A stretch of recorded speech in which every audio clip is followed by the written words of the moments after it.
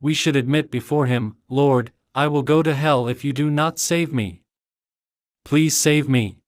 I will go wherever you want, whether it hails or storms, if you allow me to hear the true gospel. If you leave me, I will go to hell. I beg you to save me.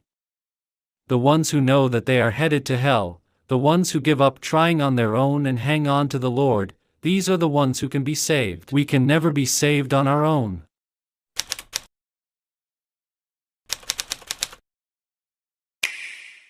Have you truly been born again of water and the Spirit? Paul, c. John.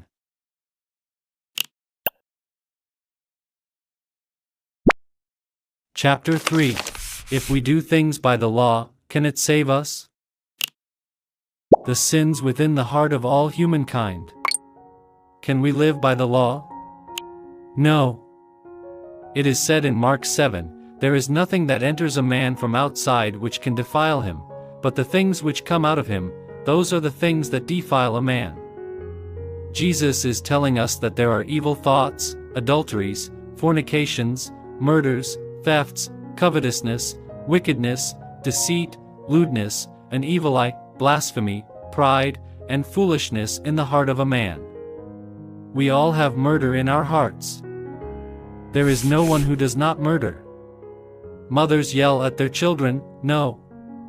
Don't do that. I told you not to do that, damn you. I said don't do that. And then, you come here. I told you not to do that. I'm gonna kill you for that." That is murder.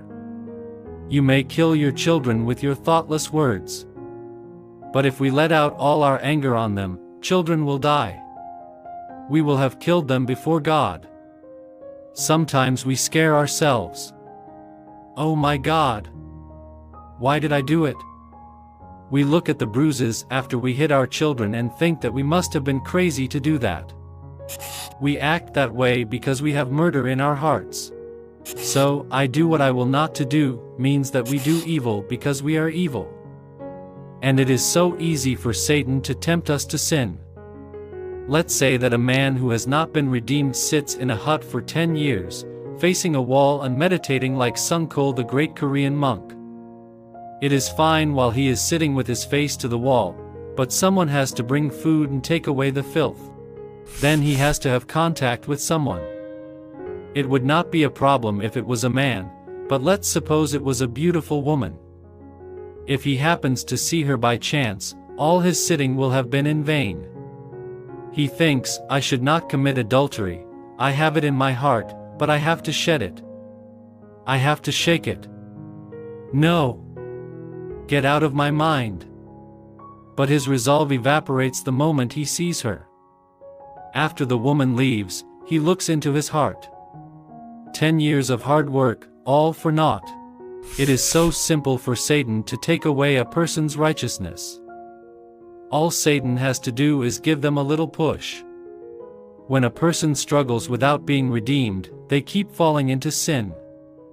That person pays the tithe faithfully every Sunday, fasts for 40 days, 100 days of dawn prayers, but Satan tempts them with the good things in life.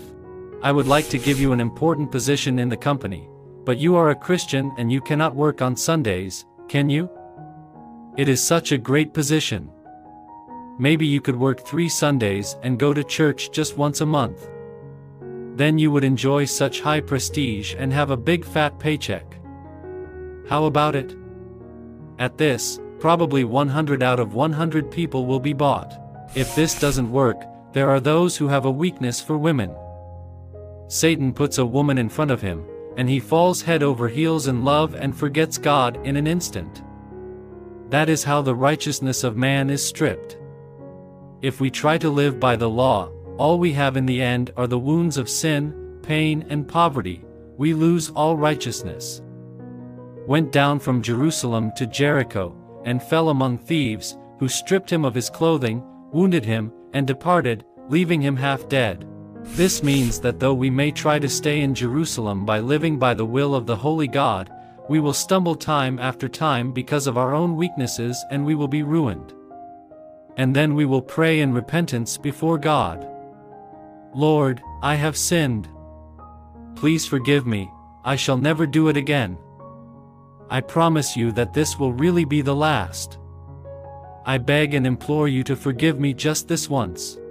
But it never lasts. People cannot live in this world without sinning. They may be able to avoid it a couple of times, but it would be impossible not to sin again. So sins are committed again. Lord, please forgive me. If this goes on, they will drift away from the church, the religion. They drift away from God because of their sins, and they will end up in hell. To travel to Jericho means to fall into the secular world, getting closer to the world and farther away from Jerusalem. In the beginning, Jerusalem is still closer. But as the cycle of sinning and repenting is repeated, we find ourselves standing in the streets of Jericho, fallen deeply into the world. Who can be saved? Those who give up trying on their own. Who did the man meet on his way to Jericho? He met thieves.